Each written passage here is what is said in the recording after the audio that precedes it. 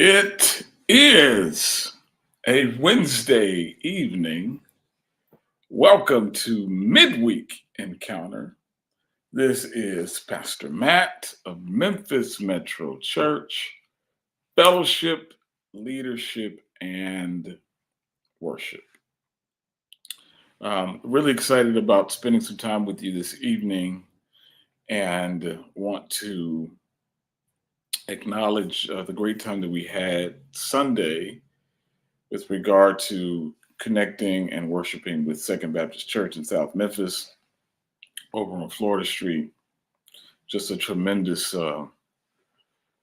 time. Our own Minister Renee Lee, she served as the keynote speaker, guest speaker, and what a time! What a word! Purely anointed and truly significant and impactful to the lives of the people that were there.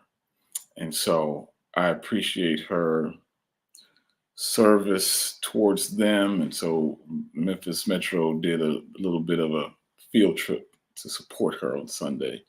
It was a great time and really, really proud of her and her efforts. And so I want to give us some opportunity here tonight to connect with a brief message, some things that we've been talking about, and I'm weaving some things together intentionally. And here's the reason why. I'm weaving together two series, our most recent series, um, Leadership Out Loud, the series we're currently engaged in, and I'm weaving in components of the Warrior series. Hey, Karen. I'm weaving in, hey, Michelle, good to see you.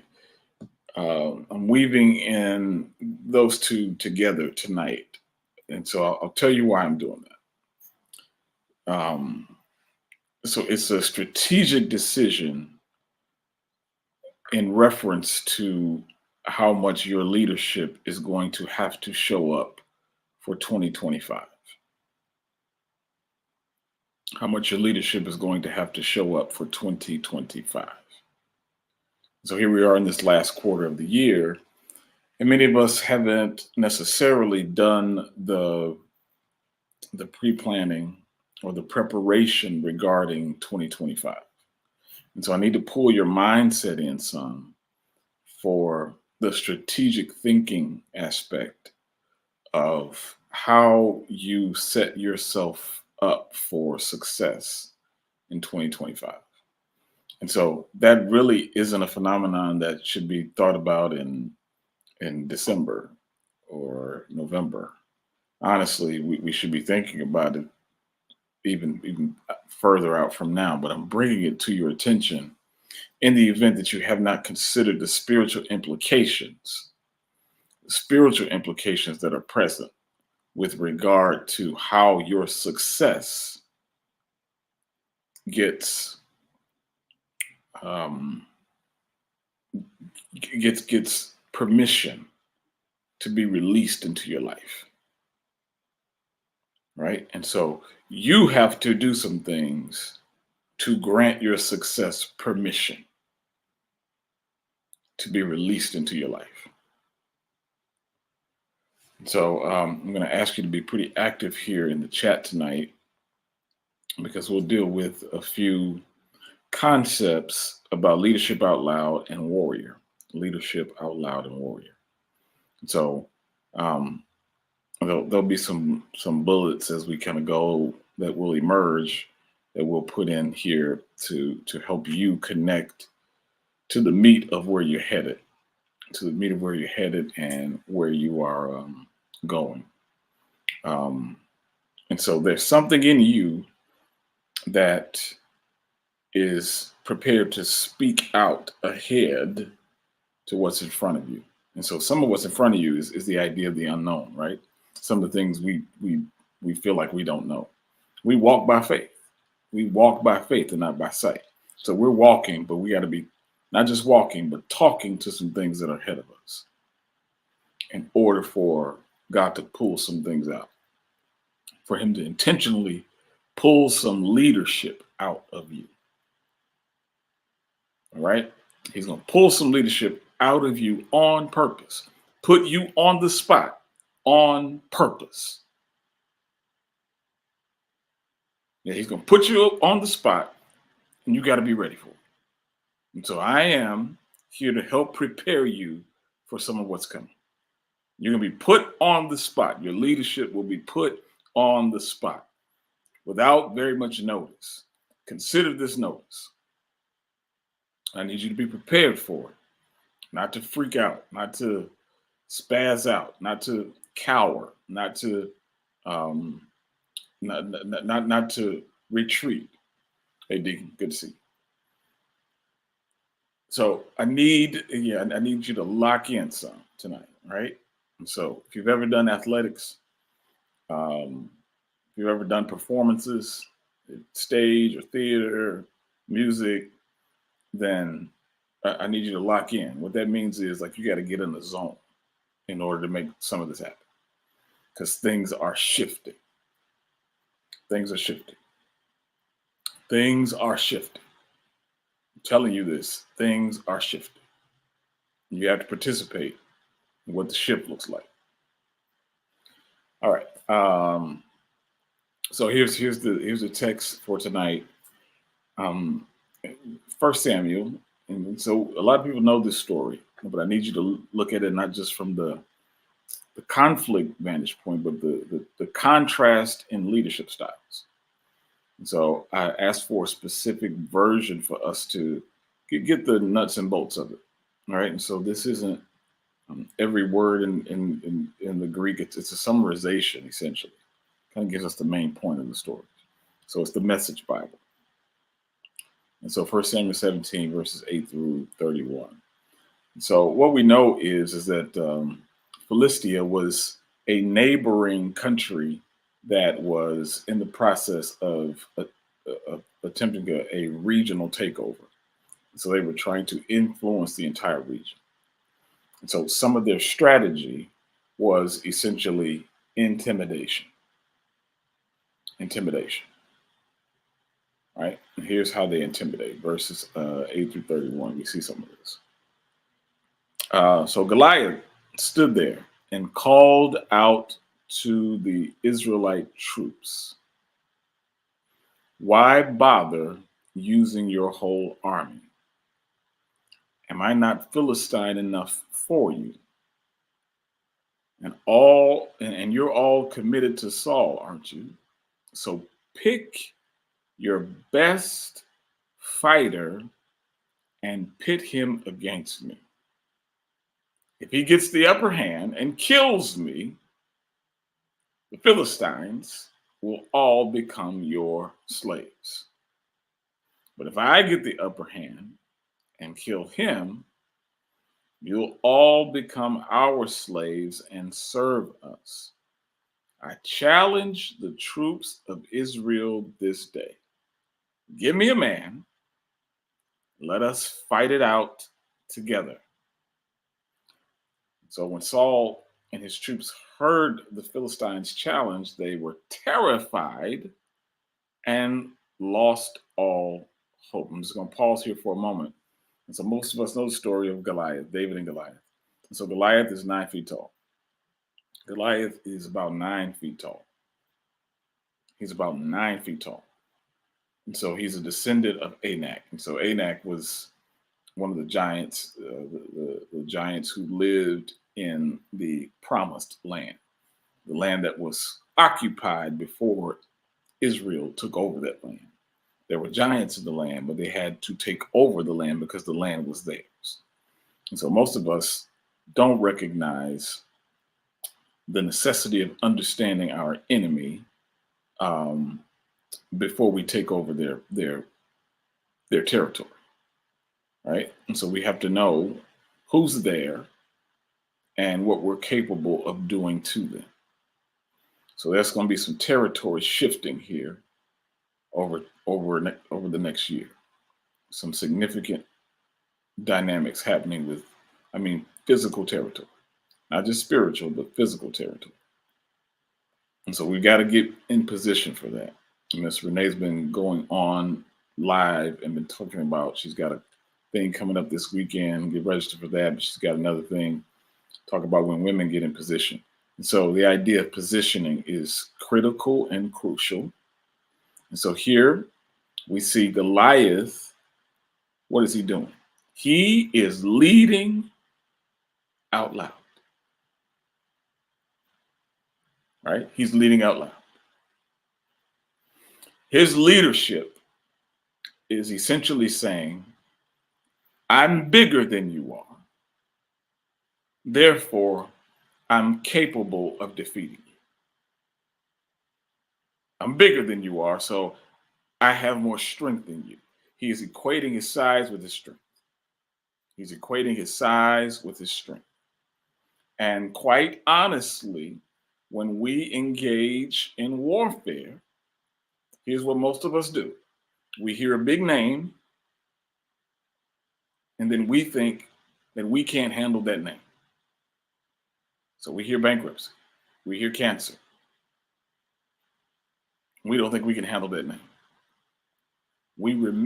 Most of us are prepared to reduce our victory to nothing because we've made a judgment on its size and what we believe to be its strength. Somebody type that in the chat if you can get it. We believe, based on that name, so Goliath, we know the story of Goliath. He's 9 feet tall. He's bigger than us. He's larger than us. He's stronger than us. And so we start thinking about our deficits and their strengths. We start thinking about our deficits and their strengths.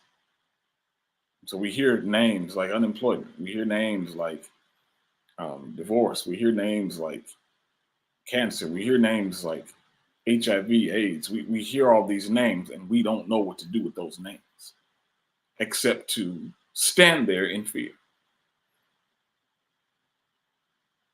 And so scripture tells us that Goliath comes out and here he is leading out loud. Here's where Israel went wrong. They let Goliath set the terms of the fight. I'm trying to help you lead out loud. Trying to help you become a better warrior. So Goliath set the terms. Why did he set the terms? Well, he's the biggest guy out there. And so often what we do is we let the biggest thing set the terms and the conditions for how we are supposed to fight. We let the biggest thing set the terms and the conditions of how we're supposed to fight. And so the response from Israel is fear. And so Goliath is leading out loud. He's making the most noise. And we don't have a response yet from Israel. How many places in your life is the enemy setting the terms and conditions and making the most noise? And he's using scare tactics, intimidation, to talk you out of victory that belongs to you. He's talking you out of victory that belongs to you already. So Goliath is making a noise. He said, hey, you got somebody, send him. You got somebody to fight me? Bring it. You got somebody to oppose me? Let him come on. Let him step forward. Let him step. So I'm out here. If he gets the upper hand, you win. If I get the upper hand, I win. And so some of us know some of the stuff that we are matched up against. Here's the reality. And this is the same message, y'all. This is the same message, essentially. I've been talking to you about Gideon. I've been telling you about Gideon. Gideon looks outnumbered. He looks outnumbered. And you got an army that's bigger than what he has.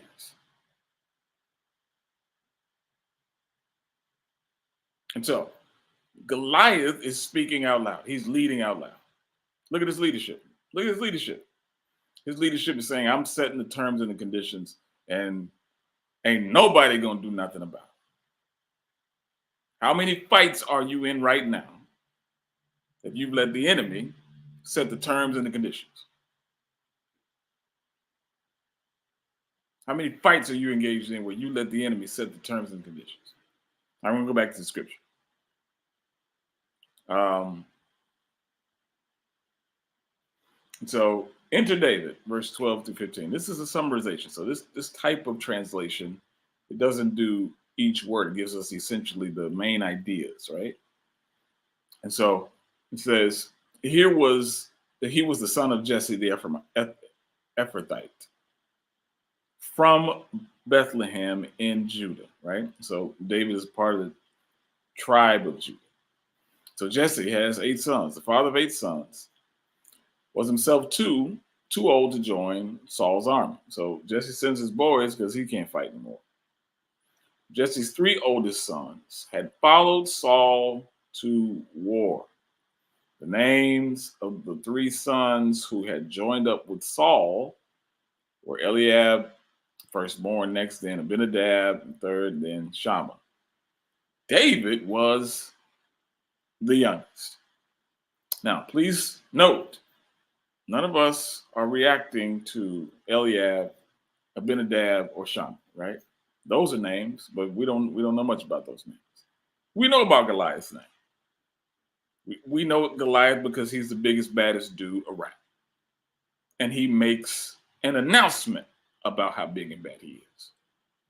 And so you got to understand that your enemy is prepared to make announcements about how he plans to defeat you. He's putting stuff in the atmosphere over your life with his words. He is putting things in the atmosphere over your life with his size, his strength, his demeanor, his intimidation. He's putting stuff in the atmosphere over your life. You got to make a decision. Are you prepared to listen to this? Are you prepared to succumb to this? Are you prepared to yield to this? All right, we'll go back to the scripture. And so David was the youngest. While his 3 oldest brothers went to war with Saul, here's what David did. David went back and forth from attending to Saul to tending his father's sheep in Bethlehem. Each morning, look at the reign of terror here. Each morning and evening, for 40 days, Goliath took his stand and made his speech.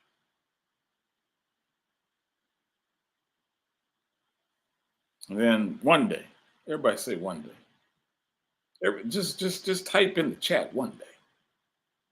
One day. One day. One day. See, I'm getting you ready for your one day. Jesse told David, his son, this baby boy now, this baby boy, he got 3 older brothers out there on the front line, on the vanguard, and none of them have done anything over 40 days and 40 nights. None of them done anything.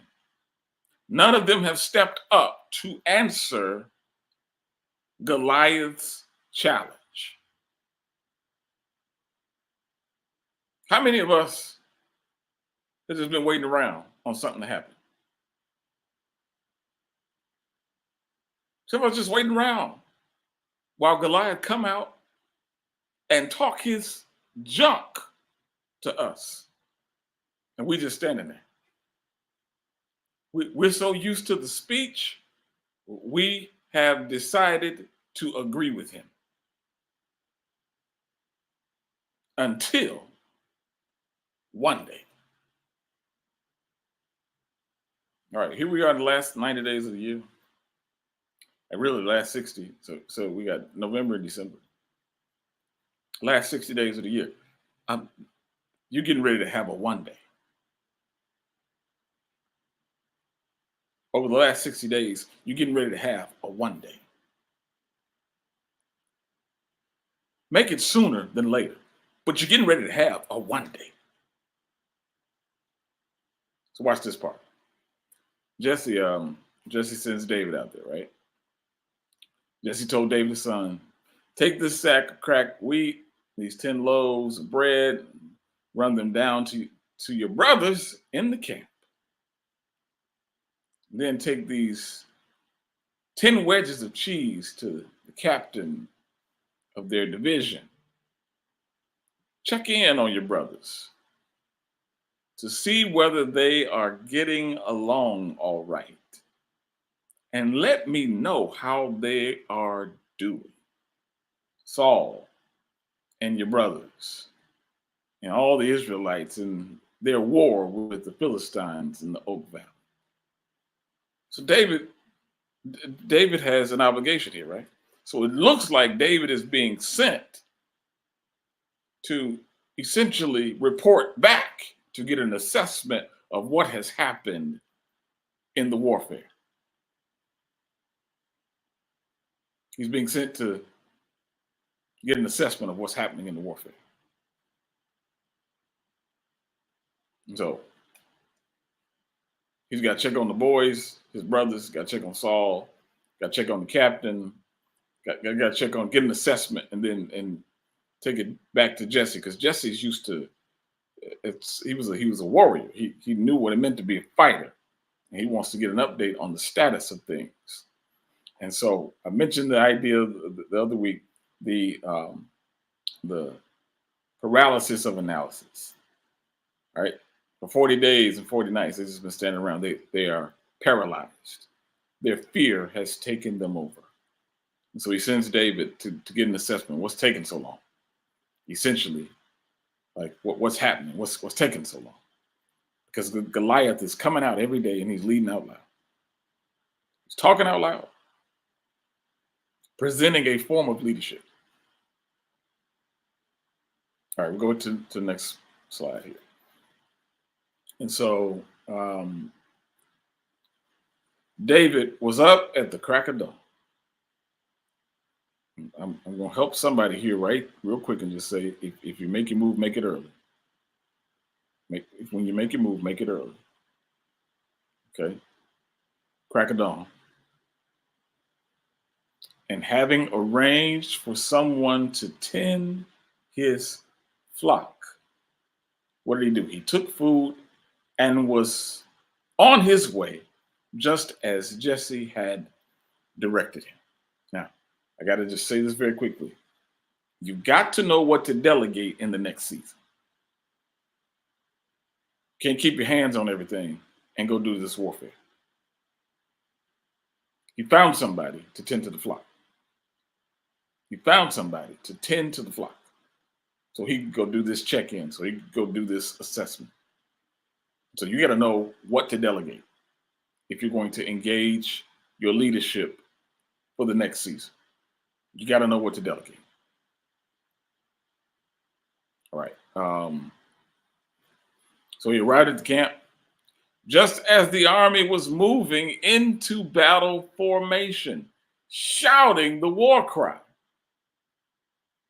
Israel and the Philistines moved into position, facing each other, battle ready.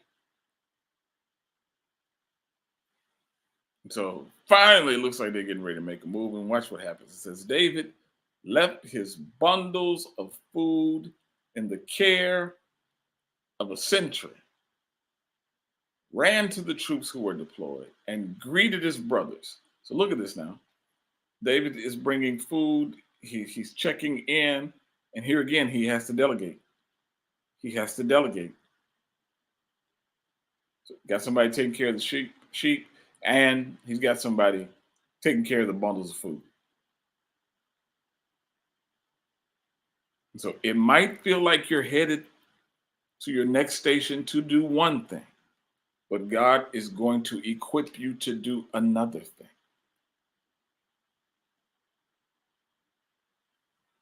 So while they were there, so David greets his brothers and says, hey, while they were there, talking together. Here comes Goliath. And he stepped out from the front lines of the Philistines and gave his usual challenge. And David heard him. And so everybody else has been hearing this. But this is the first time David has heard this. Everybody else has been listening to this, and they're used to this. As a matter of fact, most of them agree with this. But David hears this, and then he decides to challenge this. So here's one of the steps that you're going to have to make for 2025. I'm getting you ready. When you hear the enemy talking, challenge what he says. Challenge what he says. I know you heard this, but now you got to challenge this. Because what most of them did, they heard this and they believed this. But David heard this. And he challenged this. All right. Where we at? We're verse somewhere 24, 25. So the Israelites, to a man, fell back the moment they saw the giant. Totally frightened. The talk among the troops was, have you ever seen anyone, anything, anybody like this? This man openly and defiantly challenging Israel? The man who kills the giant will have it made. The king will give him a huge reward, offer his daughter as a bride, and give his entire family a free ride.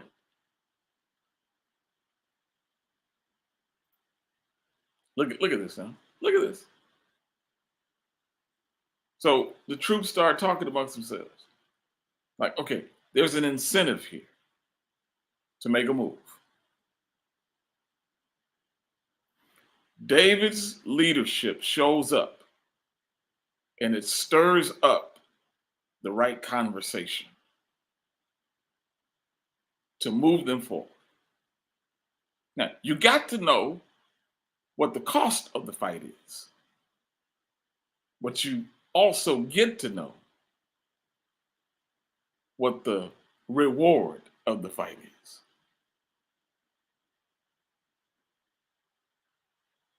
There's a cost. It's going to cost you. But with every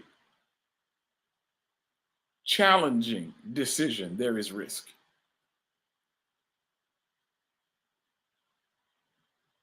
And so some of the challenge that I'm putting in front of you is that I want you to know what the risks are going into the situation. There's some risk with your name on that have been assigned to you. There are some risks with your name on.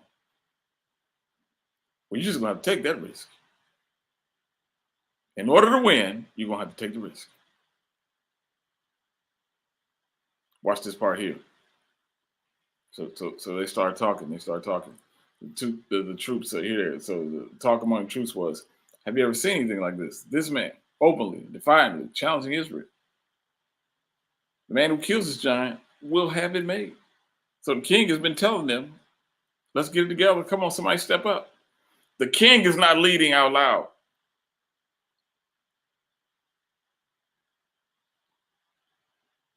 It's a vacant position of leadership. Everybody who has a title can't handle the responsibility. It's one of my capacity dynamics. Everybody who holds the title cannot always handle the responsibility. He's king, but he's not warrior. You're not ready for this fight. He's not ready for this fight. He is hiring out leadership.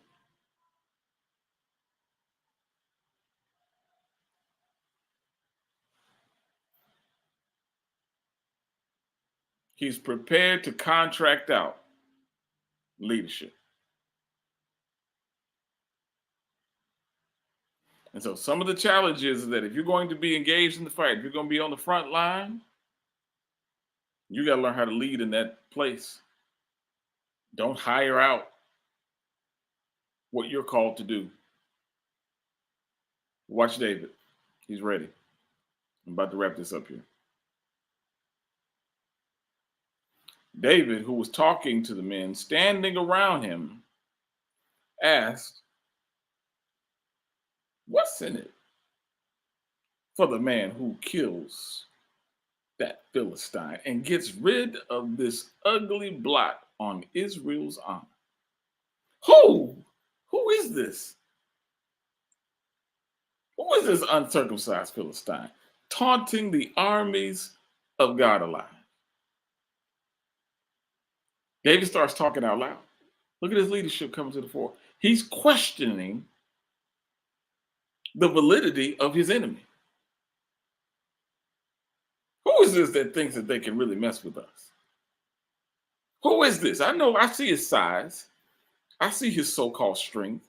I see his so-called armor, but who is this? I don't know his character. I see his size, but I don't know his character. His character can't compare to my God's character. I see him making noise, but it can't compare to who God is. This last little bit here says, Eliab, his older brother, heard David fraternizing with the men and lost his temper. Like, what are you doing here? David, you're not even supposed to be here. There are people who are prepared to disqualify you from being where you're called to be. What are you doing here? Why aren't you minding your own business? You're getting ready to go into rooms where it doesn't look like it's your business, but it's your business. Boardrooms where it doesn't look like it's your business, but it's your business. It's like you're supposed to be tending to the scrawny flock of sheep. I know what you're up to. You come down here to see the sights, hoping for a ringside seat at a bloody battle. And so they've assigned motive to David. So when you show up, everybody doesn't understand your intentions. They won't understand your presence. They won't understand your intentions. But this is why there's a shifting.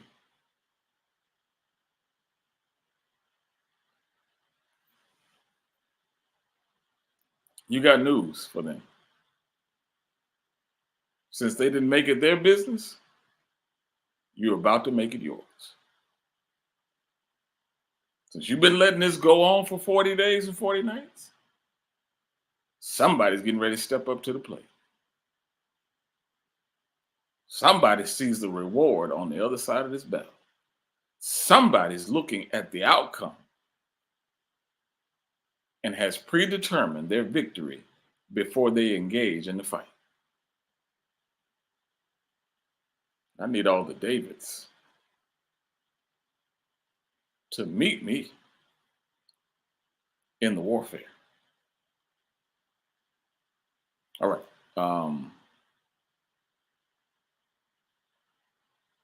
So Eliab gives him a hard time, tries to assign motive to him.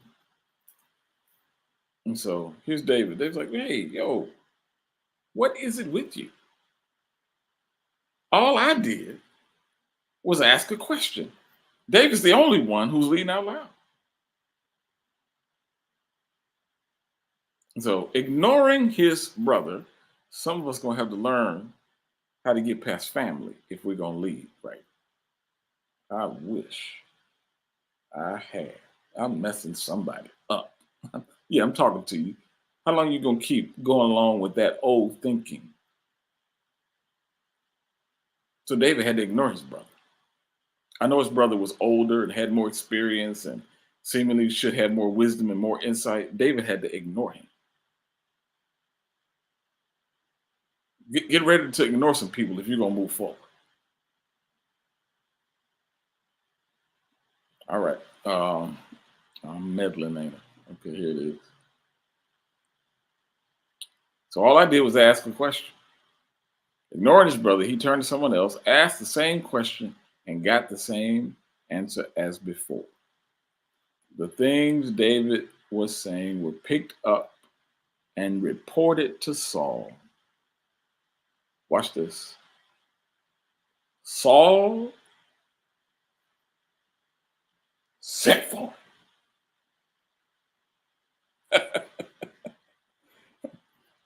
See, when your one day happens, people start looking for you. When your one day happens, people say, bring them here. When your one day happens, they don't understand why you showed up, don't understand who you really are, don't understand uh, um, quite the full extent of your motivation, but they know that you got something different on you that everybody else who's around them does not have. David's got the warrior and the worshiper within him. He's got leadership on him. Leaders ask the right questions. David said, "What's in it for? What's in it? If I got to go through this, what's in it? If I'm gonna have to fight him, then at least let me know what's the reward behind this." We're merging the warrior and the worshiper. And so the other week I told you that ultimately leadership in its highest form is worship. When you're doing leadership right, you're really becoming a vessel of worship. And it's the merging of the warrior and the worshiper coming together to lead out loud. Saul sent for. All right, let's get this. Here's the shift. There's going to be some stuff that starts sending for you if you start making the moves now. Start making the moves now. Don't take the holidays off and all. No, start making your moves now. And watch the pendulum swing. Stuff's going to start swinging in your favor that says, "Hey, I need that. I need what that person has. I need what that young man has. I need what that woman has. I need what that person has. That skill set that they have, that ambition that they have, that drive that they have, that leadership that they have, that character that they have. Bring that to me." You got to start making the moves, though, right? Don't believe the hype of Goliath. He's talking and he's going to keep talking until somebody stands up and faces it. That's my time. Here's what I'd like for you to do. If you got anything out of this, feel free to give tonight. You can give on our platforms that are available: Cash App, PayPal. Those are the platforms through which you can support this ministry, this kind of teaching, in order to reach others. Some of you need to share this link. You need to type somebody's name in the chat so they can get what was put here for them to accelerate their leadership. To accelerate their leadership. So with that in mind, I want to encourage you to join us Sunday as we'll be together in person, 11:22 a.m., 258 North Merton Street. You'll hear second part of this. I'll recap a little bit, but you'll hear. I want you to see the contrasting nature of the styles of leadership. You see Goliath. You see the void of leadership in Saul. And then David shows up. So leadership out loud and the warrior emerging. So yeah, join us this coming Sunday, 11:22. We'll be in person. Come as you are. It's a great environment, great people. As a matter of fact, we have our first Fridays coming up on this coming Friday, If you want to attend, it's a fellowship event. Inbox us on the website. Inbox us on the website. So we got to screen you a little bit. Same for everybody. But if you have been a faithful member, connected, iMetro, you join us, you want to be a part of a church family, we do want to encourage you to be a part. So inbox us on our website, memphismetro.tv. You want to be a part of our First Friday Fellowship. We got that coming up on Friday. And that's our email address, leadership@memphismetro.tv. Yes. All right, that's my time. This has been Midweek Encounter on a Wednesday. Pastor Matt right here. Thank you, Deacon. Fellowship, leadership, worship. We are